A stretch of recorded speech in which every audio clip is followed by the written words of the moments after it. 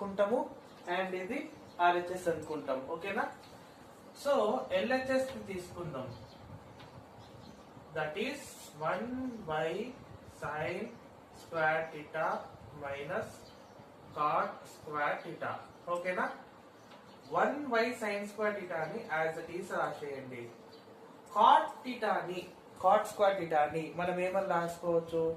cos square theta by sin square theta. So cot square theta ని cos square theta divided by sin square theta రాసుకోవచ్చు.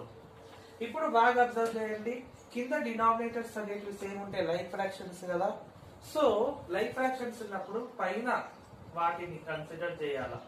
1 minus cos square theta కింద common fraction తీసుకోవాలా, sin square theta.